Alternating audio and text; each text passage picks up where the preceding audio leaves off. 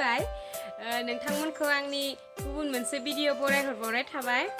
दिनै आङो नोंथांमोननो आरो गुबुन मोनसे रेसिपि शेयार खालामनो आखायाव लादों बेखौ नोंथांमोना नायलांदो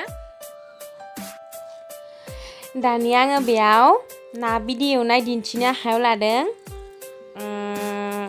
दा आङो बेयाव ना बिदियाव संख्रि आरो हालदै होनानै लानोसै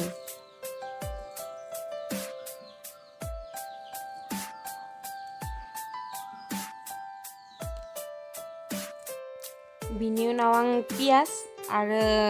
फालौ हानानै लादो दा आङो बेखौबो होगोन बेयाव ना बिदि एवनायाव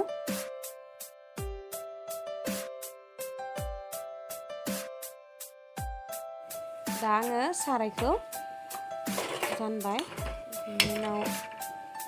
दसे दुंनो होनि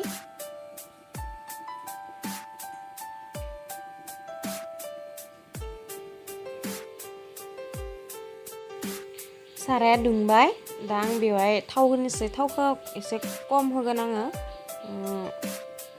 बाङायल' नालाय ना बिदिया इनिखाय दा थावा दुंबाय आं बेयाव पियाज आरो फालौखौ एवनानै लाग्रोनोसै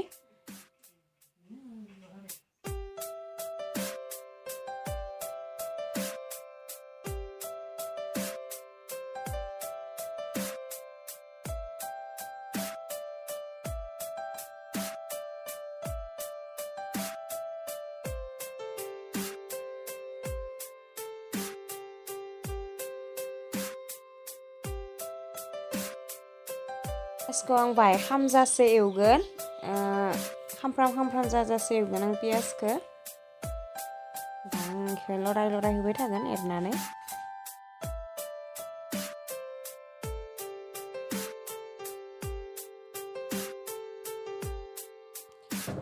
दा पियाजआ एसे खामफ्राम जाबाय दा आं होनोसै ना बिदिखौ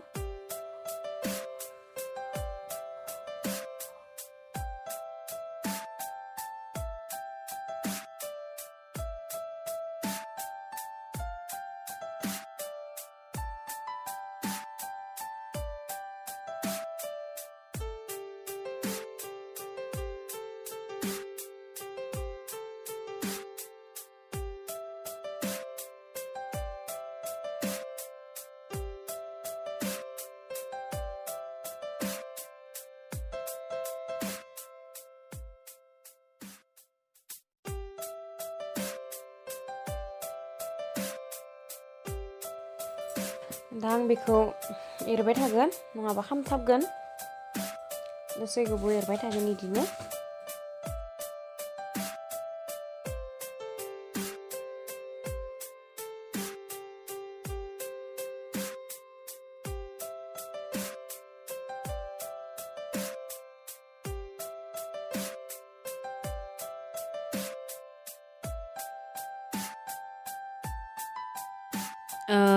ना बिदिया एसे